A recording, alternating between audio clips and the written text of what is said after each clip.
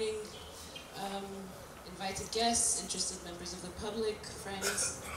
Today's discussions are part of the Foundation's wider efforts to facilitate debate and discussion on matters of public importance, with a special focus on the political economy of democracy and development and its salient implications for Africa's quest to defeat dire poverty and to respect the freedom and equality of citizens in an intellectually rigorous environment unburdened by formality. I would like to welcome you and thank you on behalf of the Meles Foundation for convening today to deliberate over a matter we believe is consequential to the fate of our country. Ethiopia's acceptance of the policies collectively referred to as the Washington Consensus or neoliberalism comes at a time when the potency of the ideas behind this thinking has been considerably weakened. The last decade has proven conclusively that what these policies offer, not just developing aspirational democracies like Ethiopia, but developed nations with advanced democracies such as the United States and Britain, is, to use an old-fashioned term, a dead end. This was highlighted by the scholar Francis Fukuyama, who at a lecture held in Addis Ababa argued, and I quote, "The crisis and the rethinking of development that happened after 2008 has led to a resurgence of interest in the developmental state. If you look at some of the Democratic candidates like Elizabeth Warren that are trying to run for president next year, the developmental state or more active state is definitely on the agenda." In the political realities of the UK, where Tony Blair's New Labour has returned to its Labour roots under the leadership of Jeremy Corbyn, does not seem to have been curtailed by their electoral defeat. The Blairites and centre-leftists are facing difficulty regaining an ideological stronghold.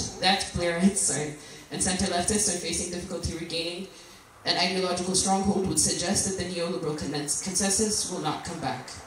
In the UK too, the state is back in mode. In making this statement and others like it, Fukuyama concedes that the end of history has ended. And he also concedes that the reintroduction of class as a unit of analysis and the state as an imitable and perhaps the only effective tool that citizens possess as protection against the oppression of large multinationals and what is popularly now being termed the 1%. While there may no longer be ideological debate amongst the communist and capitalist bloc, the debate between types of capitalism is stronger than at any time since the birth of neoliberalism. What is being debated is what type of capitalism is actually conducive to capitalist growth and accumulation. Further confirmation of the state's utility is of course provided by the relative economic, social, and political stability witnessed by a China set to change the structure of the global economy and with it the global balance of power. So what does this mean for us in Ethiopia? If we were to accept Fukuyama's lecture as a eulogy for developmentalism, yet one more declaration of its death in Ethiopia, we would also have to accept his eulogies for neoliberalism. Neoliberalism, irrespective of whether it is homegrown or extraterrestrial, has now committed crimes that can no longer be ascribed to the color of one's skin, or to cultures associated with that skin. If its failures in Africa over the last 40 years were not demonstrative enough, the crisis in the West is. If both developmentalism and neoliberalism cannot offer a way forward, then Ethiopians must find a third way.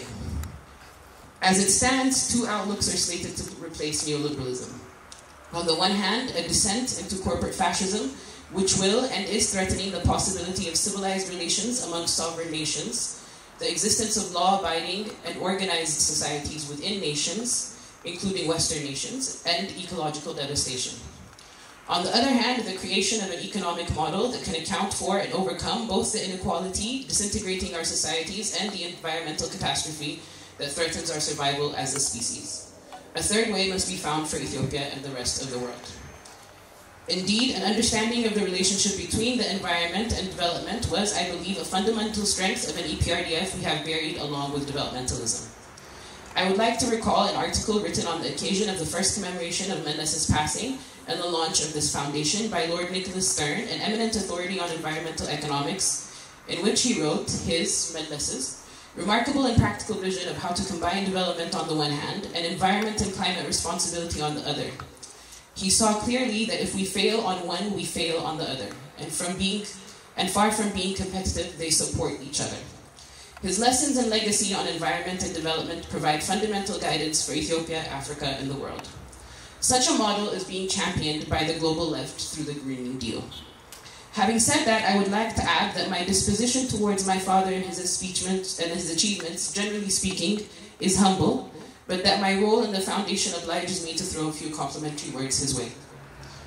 I'd like to share these complimentary words with the generation of the Ethiopian student movement that not only raised the nationalities question, but also raised their fists, and in the same breath as they declared land to the tiller, declared go home Yankee. A fundamental strength of this generation's, in my opinion, is their understanding of knowledge production as a political process through which one can reimagine and remake the world at the service of reimagining and remaking Ethiopia. I am told, to conclude my remarks, I would like to say that the aim of our meeting today is hopefully to catalyze many more conversations on what should be the matter at hand. Debate over policy choices that lead to the social and material betterment of our peoples and achieve our quest to defeat poverty and the relationship of that quest to global capital. The second point is, I think, made more vivid by the fact that we are preparing to commemorate our forefathers' victory in the Battle of Adwa. It is my sincere hope that this generation, my generation, will not secede a sovereignty that no previous generation of Ethiopians has seceded. Thank you.